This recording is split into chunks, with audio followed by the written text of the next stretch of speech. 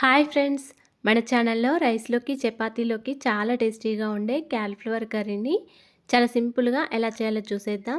ఈ cauliflower curry కోసం cauliflower ముక్కలన్నీ కూడా ఇలా కొంచెం మీడియం సైజ్ ఉండేటట్లు కట్ చేసుకొని పెట్టుకోవాలి. ఇలా కట్ చేసుకొని పెట్టుకున్న ఈ క్యాలీఫ్లవర్ ముక్కలన్నీ కూడా ఒక గిన్నెలోకి వేసుకొని ఒక 2 సార్లు వరకు వాటర్‌తో శుభ్రంగా కడుక్కోవాలి.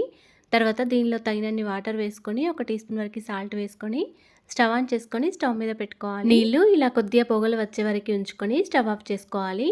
ఈ క్యాలీఫ్లవర్ ముక్కలన్నీ కూడా స్ట్రైనర్లోకి వేసుకోవాలి. తర్వాత స్టవ్ ఆన్ చేసుకొని ఒక కడాయిలో ఒక టేబుల్ స్పూన్ వరకు ఆయిల్ వేసుకొని ఆయిల్ వేడైన తర్వాత ఒక టీ స్పూన్ వరకు జీలకర్ర ఆవాలు, ఒక టీ స్పూన్ వరకు శనగపప్పు, ఒక టీ స్పూన్ వరకు మినపప్పు, కట్ చేసుకొని పెట్టుకున్న ఒక 4, 5 పచ్చిమిర్చి, అలాగే ఒక పెద్ద సైజు ఆనియన్ కట్ చేసుకొని వేసుకోవాలి. ఇలా అన్నీ చక్కగా ఫ్రై అయిన తర్వాత ఒక టీ స్పూన్ వరకు అల్లం వెల్లుల్లి పేస్ట్, ఒక హాఫ్ టీ స్పూన్ వరకు పసుపు వేసుకొని మంచిగా కలుపుకోవాలి. ఇప్పుడు దీనిలోకి క్యాలీఫ్లవర్ ముక్కలన్నీ కూడా వేసి రుచికి సరిపడా సాల్ట్, ఒక 1½ టీ స్పూన్ వరకు కారం వేసుకొని మొత్తం అంతా ఒకసారి కలుపుకోవాలి. స్టవ్ని మీడియం ఫ్లేమ్లో పెట్టుకొని ఇలా కూర పైన ఒక 3 మినిట్స్ వరకు మూత పెట్టుకొని ఉంచుకోండి. 3 మినిట్స్ తర్వాత ఇలా క్యాలీఫ్లవర్లో నుంచి వాటర్ వస్తూ ఉంటాయండి.